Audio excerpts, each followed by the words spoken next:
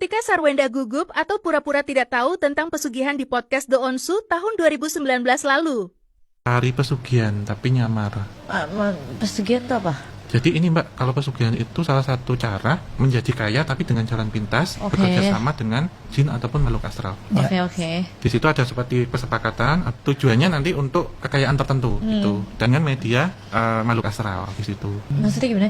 Kita dikasih, misalnya, ini sosoknya nggak kelihatan, terus kita dikasih duit asli yang bisa dipakai gitu. Tapi di situ pakai perantara, jadi pakai paranormal untuk menjadi mediator di situ. Di suruh nanti bawa sesaji sama ubur rampe.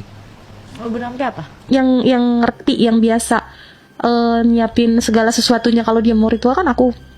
Dari A sampai Z gitu aku yang siapin gitu. Ubur rampe itu sesaji Mbak. Oke. Sesaji yang nanti diminta. Jadi kayak ada hiu, ada dupa, ada buah, sayur, bunga. Pokoknya terserah dia yang minta lah ya. Jadi di bank gaib itu ada pinjamannya berapa miliar gitu. Sampai M? Ya, ada tenor-tenornya juga.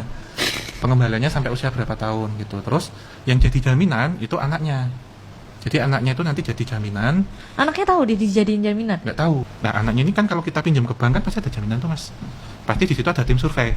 Nah di situ itu sebenarnya bentuknya pohon randu itu pohon kapas gitu. Tapi kulitnya itu putih sama bolong. Jadi pohonnya itu sudah semi mati. Oke, berarti sekarang ini di era yang sekarang ini orang pun masih ada pesugihan? Masih, banyak Mas. Masih? Banyak. Uang gaibnya itu dibayar tunai, tapi kita harus dengan syarat dan nanti sudah di ACC sama banknya. Jadi ini yang hitam atau yang putih? Yang hitam. Oke. Ya, nanti kita harus kembaliin tuh Mbak, tapi setiap 40 hari atau 1 bulan itu kita harus kembalikan uang itu ke situ karena diputar. Dan taruhannya terakhir saya waktu itu ditanya, konsekuensinya nanti kalau kamu nggak bisa ngembaliin atau usiamu yang sudah tua di akhir ini itu secara ruh ya, ketika orang meninggal itu kan pasti ada energi yang ada di dalam tubuh itu yang nanti akan menjadi pelayan dari para jin-jin yang ada di situ. Jadi karena ini menjadi seperti konsekuensi gaib hitam gitu, maka karena sudah mensekutukan Tuhan sehingga harus menjadi budaknya mereka. Mereka itu siapa? Yang bikin perjanjian atau anaknya? Jinnya. Tapi kalau anaknya nanti bisa jadi tumbal Mbak. Gitu. Iya, kan kita sering dengar familiar dengan kata tumbal ya, tumbal pesugihan itu dari itu Mas. Dari itu ya. Iya, karena menjadi jaminan dan dia setiap hamil kan udah 2 kali nih keguguran nih. Dia hamil. Kalau hamil itu dia bawa sajen tuh ke kamar, ya kan? Terus dupanya itu ditiupin ke perutnya dia. Ke perut dia gitu. Terus aku kan ngelihat kataku kok gini ya gitu. Baru kejadian itu nggak lama, setelah seminggu keguguran. Hamil lagi nih, yang kedua, begitu juga sama. Tapi setiap habis keguguran, harta dia bertambah. Iya.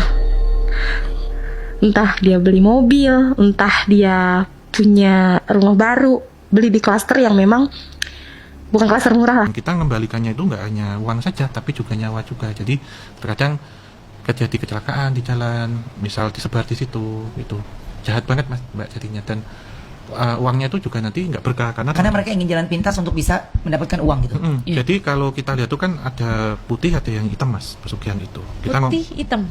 Kalau putih itu jelas kita nanti dengan kerja keras macam-macam, pengaris atau pengasihan itu ada salah satu kita sebut ada satu tempat di Jawa Timur yang terkenal banget, Gunung K gitu terkenal.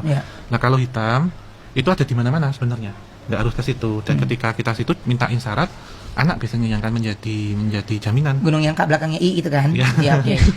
Saya harus make sure dulu Mas, soalnya kan gunung banyak nih ya kan. Oke. Kan yang kemarin kita 2011 terus aku kerja 2000 sampai 2017. Nah 2017 aku pulang ke kampung. Sampai 2021 masih zaman Covid ya. Tapi sudah PPKM ya bilangnya, udah mulai renggang gitu, udah bisa keluar kota kemana-kemana gitu. Aku dipanggil lagi. Nah itu dia lagi ada project. Kenapa dia manggil aku? Karena dia ada project syuting di Gunung Kawi. Berangkat bareng tim. Itu kan waktu itu lagi gencar-gencarnya karena zaman PKM ya. YouTube tuh lagi bagus tuh, lagi naik. Jadi dia untuk konten YouTube tuh waktu itu.